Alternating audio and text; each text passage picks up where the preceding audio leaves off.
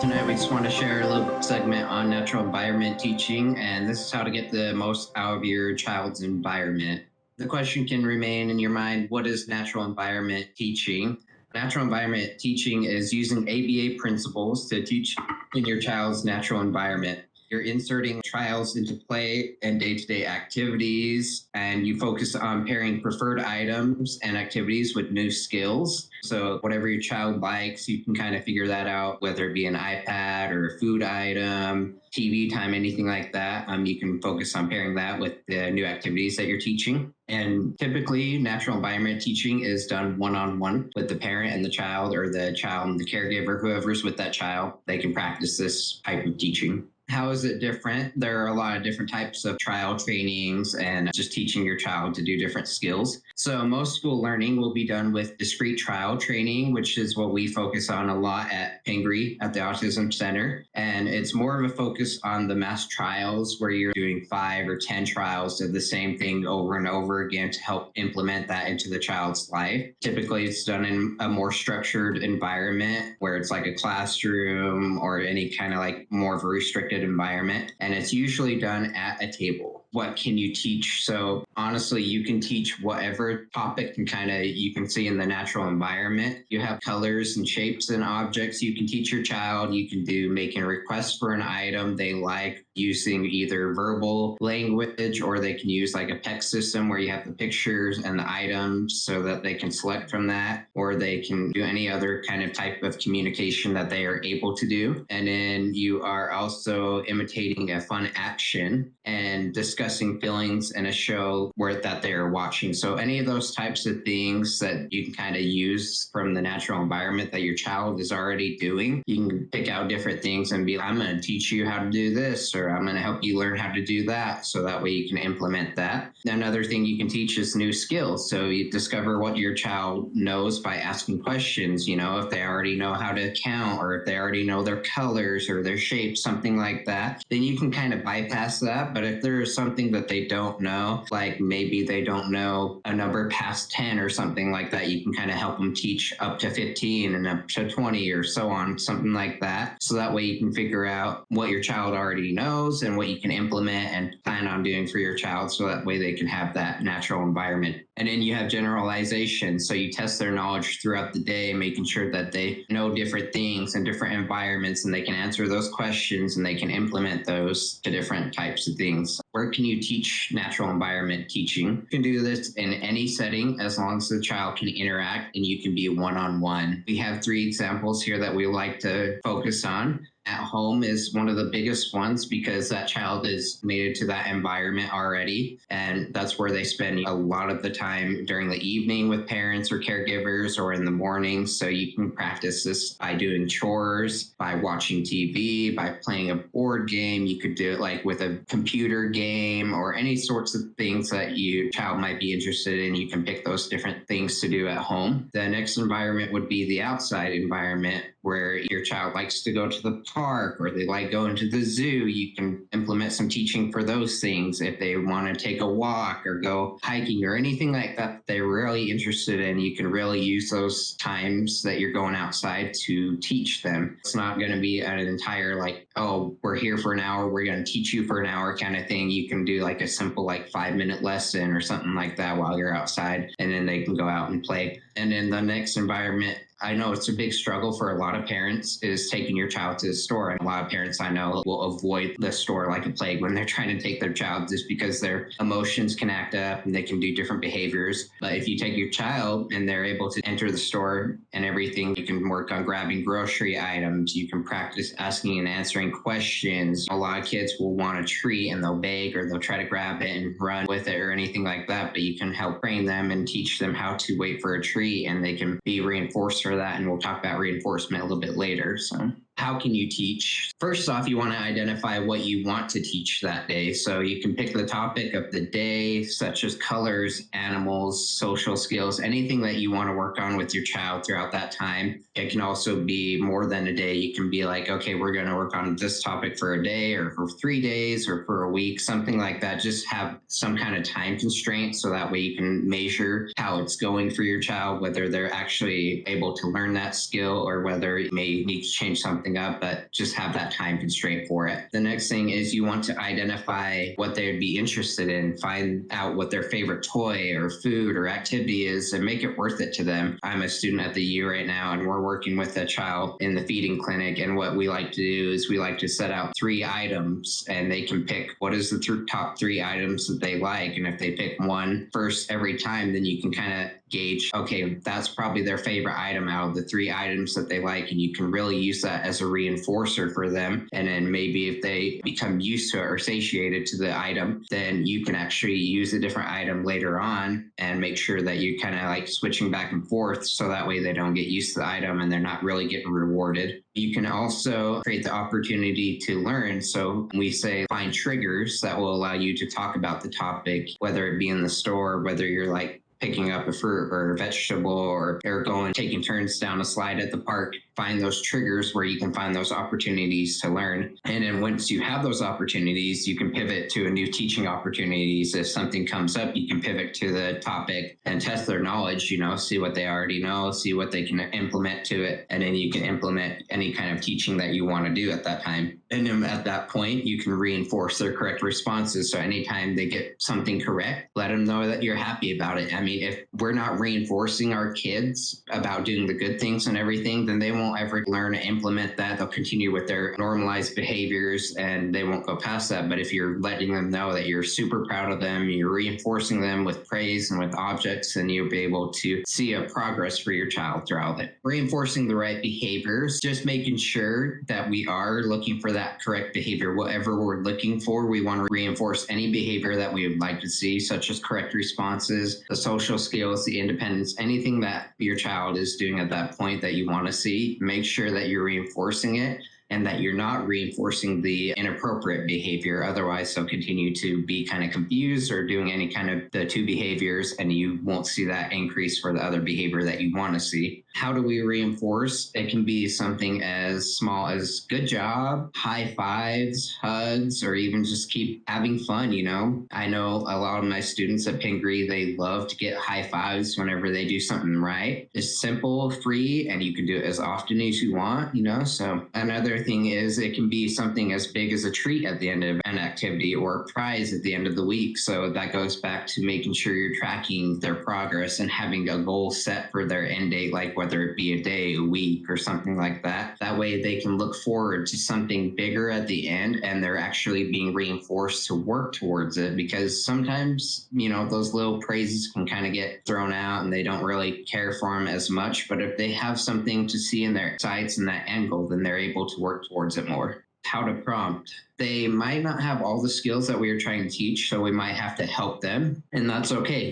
We all needed help as we were growing up, learning how to do different skills. So don't be afraid to step in. You need to kind of gauge on what they can do at the moment and what they need help with. So we can help with prompts, and we should always be sure that we're going from the least restrictive to the most restrictive kind of helping. So for example, we have least restrictive. You can be pointing or saying part of the word or guiding them, their vision or anything like that, making sure that they're understanding what you want. And then if they need more help, you go to the most restrictive type, where you're doing hand over hand, where you're guiding it to do something, or you're saying the full answer to them and having them repeat, or you have full physical prompting where you're helping them to do it all together. And then as we go throughout time, we want to make sure that we're fading these prompts the more we do these trials. That is the most important thing, because as kids grow up, we're not always going to get those prompts and helps and things like that. So we want to make sure that they're being as independent as possible. And that's the end goal with these natural environment trainings.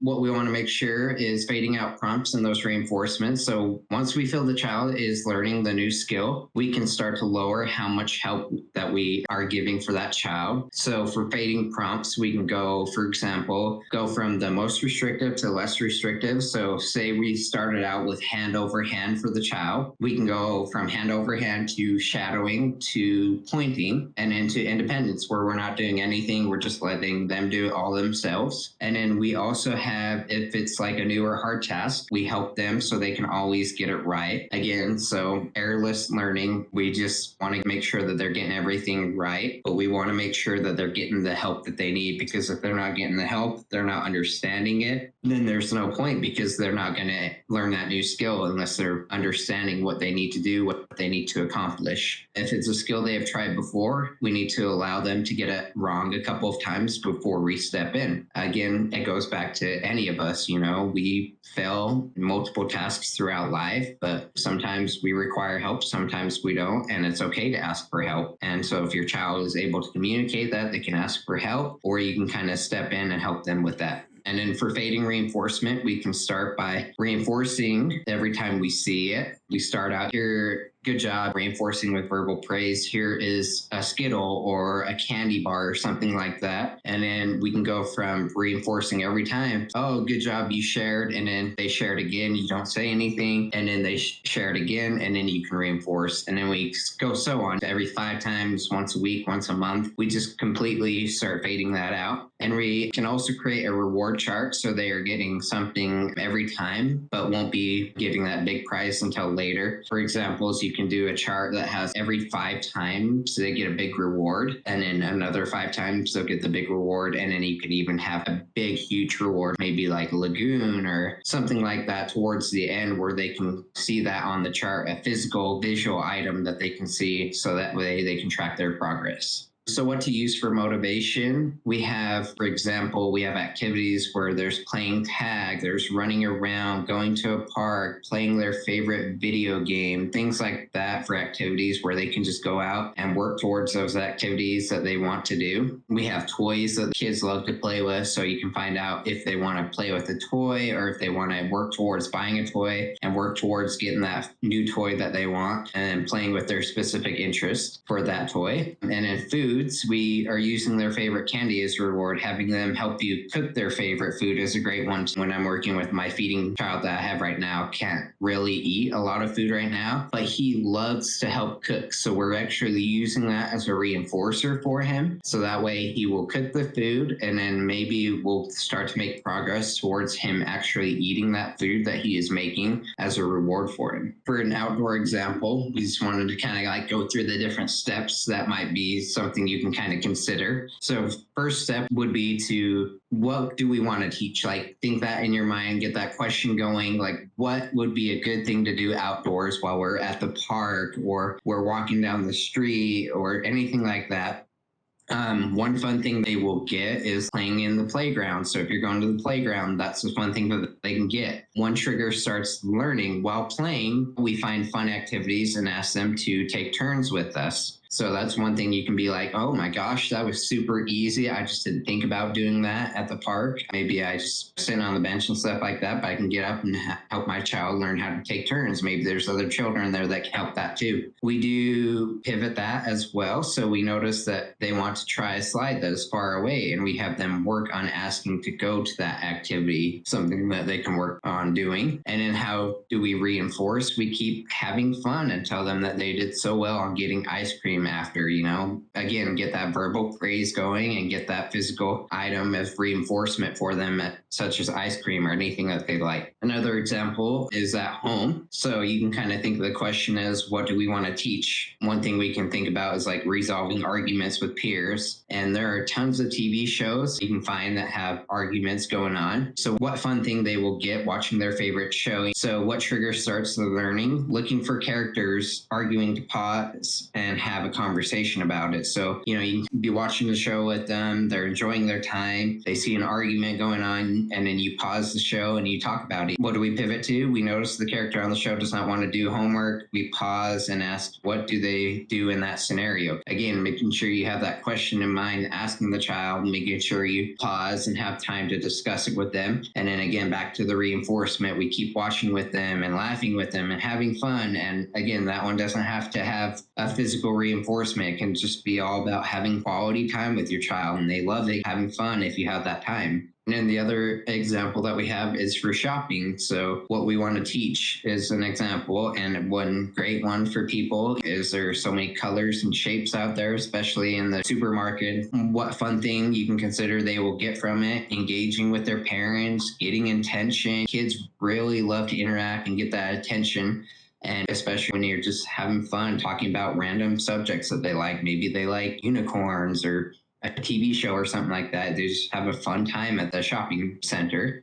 What trigger starts the learning? You can find items in the store like fruits, vegetables, cereal boxes, anything that has that color or the shape that they can answer. They can be able to do that. And then you pivot to it saying, we see them looking at toy animals and ask them what they are and what sounds they make, and use different things at the store while you're there. And then how do we reinforce it while they are there? In answering those questions, we give a bunch of praises and high fives. We let them pick out a tree. We let them pick out maybe a favorite stuffed animal they saw, or anything like that, that after they were able to answer your questions and do that learning for them in the natural environment, we can give them that praise. You may be asking yourselves, why is this important?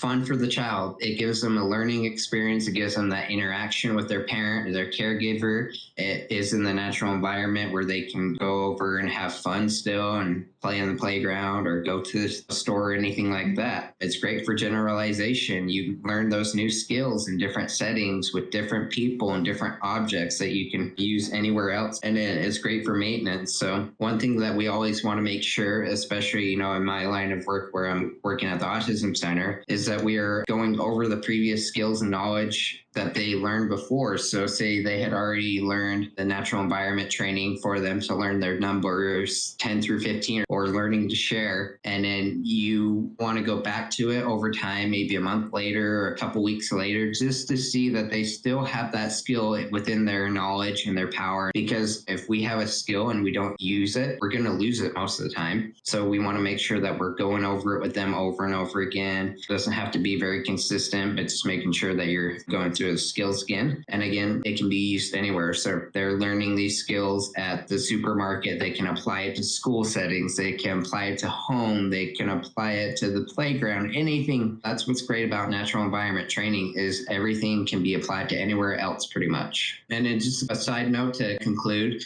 also try incidental teaching. So this is a little bit different. We just want to go over it and just remind people that there are other ways to teach in the environment. So it's very similar to natural environment teaching, but it has no prior planning to it. So we're creating teaching opportunities with whichever task or environment you're in. Again, you're not thinking, 20 minutes before we go to the park, I'm going to work on sharing, or I'm going to work on taking turns or anything like that. No, you go there and you're, wait, that'll be a good example. That'll be a good place to do this. So examples, walking outside and seeing an animal you remember they are working on in class, and you're asking them what animal that is. Another is seeing two characters in a video arguing and then pausing that video to ask how the child feels that went and how they handled it. And then also the last example you could do is shopping at the store and working on waiting for a treat when they're asking for it. That can be really difficult at times, but we want to make sure that we're giving positive reinforcement for behaviors that we want to see, instead of like they're crying or they're screaming, and we just want to make sure that we're not providing that negative reinforcement where we just be like, okay, here you go, here's your treat. We want to try to work towards getting those positive interactions, those positive training techniques going. That's the biggest difference between incidental and natural environment training. But again, you can do it in all kinds of environments, with either you're planning with the natural environment training or you're not planning with incidental teaching. And that is the conclusion of the English part of our presentation.